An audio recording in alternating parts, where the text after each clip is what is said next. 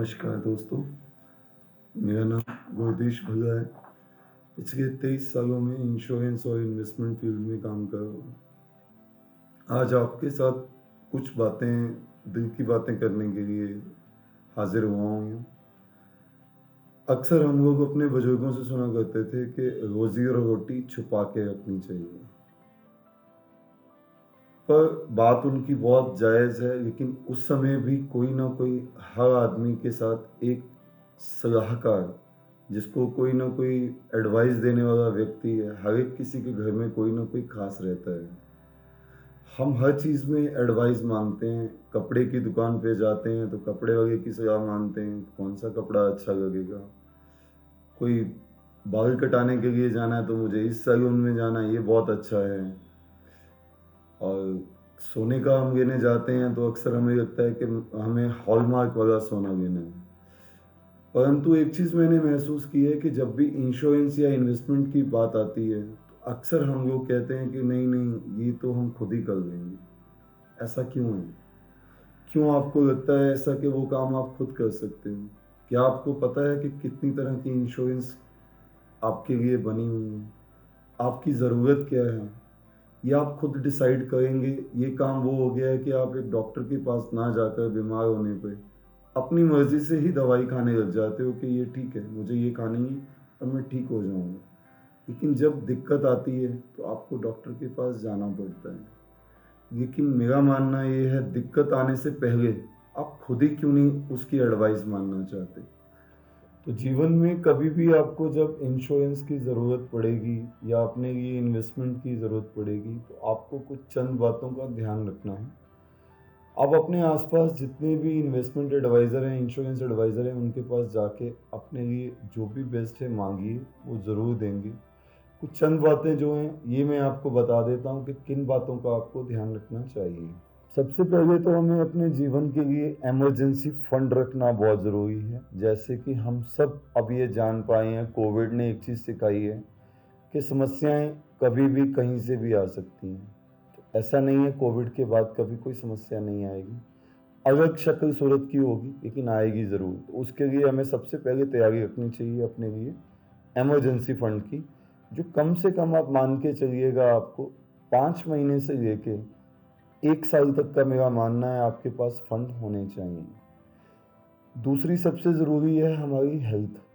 सेहत अच्छी है तो सब कुछ बहुत बेहतर है। जिस तरह से बुजुर्गों ने कहा है, पहला सुख निरोगी काया। तो हेल्थ के लिए हमें कम से कम अपनी एनुअल इनकम का, जो भी आपकी इनकम है, जितनी भी इनकम आप कमाते हैं, कम से कम उसका 2 से 3 गुना आपको ज़रूर कवर लेना चाहिए, जो आपके लिए बहुत बेनिफिट रहेगा। तीसरा सबसे इम्पोर्टेंट है क्रिटिकल इलनेस, जिसमें कवरेज करने के लिए आपको अपनी इनकम का कम से कम 2 से 3 गुना ज़रूर रखना चाहिए। क्रिटिकल इलनेस पॉलिसीज़ थोड़ी-सी अलग प्लान रहती हैं, तो वो आप अपने एडवाइज़र से पूछ सकते हैं डिटेल में उसके बारे में, तो वो आपको अच्छे से बता देंगे। और चौथा मेरा मानना है कि एक्सीडेंटल और परमानेंट डिसेबिलिटी अगर आती है, तो आपको कम से कम 12 से 18 गुना अपने इनकम का, जो आप साल भर में पैसा कमाते हैं, उसका 12 से 18 गुना आपको ज़रूर रखना चाहिए। इन केस कोई भी अगर ऐसी दिक्कत आती है, कोई प्रॉब्लम आती है, तो उस कवरेज के थ्रू आपको फ़ायदा मिल सके। पाँचवाँ सबसे इम्पोर्टेंट है, अब लोगों को अक्सर एक होता है कि मेरा लाइफ कवर कितना होना चाहिए। लाइफ कवर में मेरा मानना एक ये है कि हर आदमी की एक अपनी लायबिलिटी है। कइयों ने ईएमआई ज़्यादा रखी हैं, किसी ने लोन कम लिया हुआ है, किसी ने बहुत ज़्यादा लिया हुआ है। तो अकॉर्डिंग टू एज, ये आपका एडवाइज़र आपको बेहतरीन तरीके से बता पाएगा कि आपको कितना कवर चाहिए। मेरे बहुत से मित्र ऐसे हैं जिनके पास बहुत सारा पैसा है। इस कोविड की समस्या आने के बावजूद भी उन्हें कोई भी दिक्कत का सामना नहीं करना पड़ा, क्योंकि उनके लिए ऑलरेडी हमने पॉलिसीज़ डिज़ाइन कर रखी थी, जिनसे उनको पैसे आ गए और सारी समस्याओं का समाधान ऑटोमेटिक हो गया। तो लाइफ कवर जितना भी लेना है आपको, अपनी इनकम के हिसाब से लेना है, आपकी एज के मुताबिक आएगा, और जितना भी आपकी लायबिलिटीज़ हैं, उसको ध्यान में रख के ही आपको लेना चाहिए। छठा सबसे इम्पोर्टेंट जो पार्ट रहता है बच्चों की हायर एजुकेशन और उनकी शादियाँ।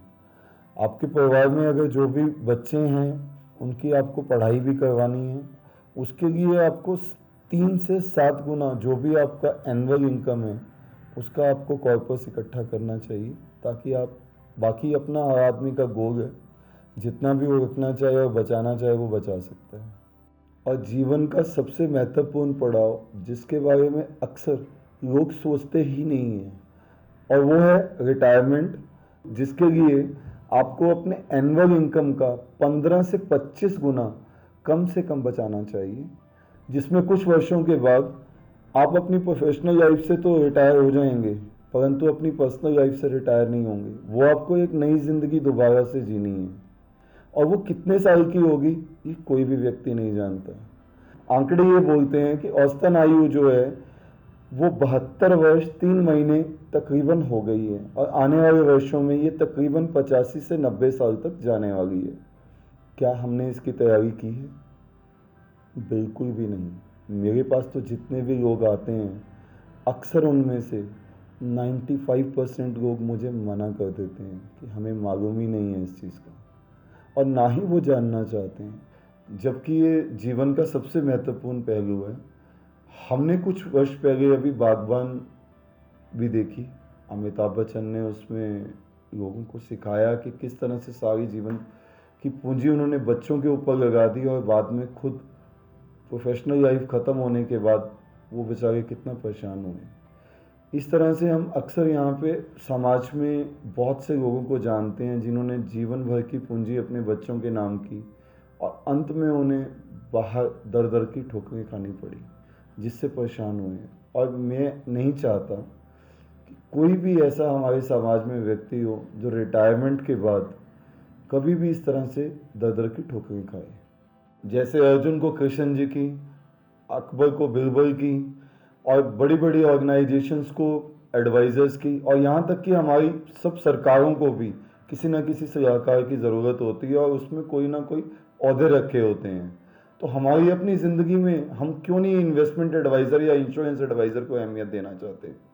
हमें वो देनी होगी अहमियत, तभी हम अपने मेहनत की गाड़ी कमाई को बचा पाएंगे, और अच्छे ढंग से उनको मल्टीप्लाई करके अपने भविष्य को सुरक्षित कर पाएंगे।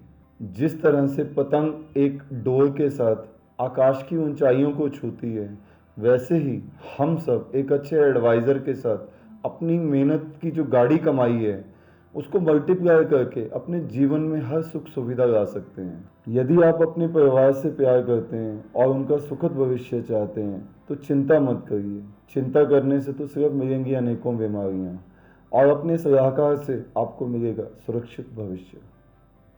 भविष्य में भी यदि इन्वेस्टमेंट और इंश्योरेंस से रिलेटेड कोई भी जानकारी आप जानना चाहते हैं तो जुड़े रहिए हमारे साथ।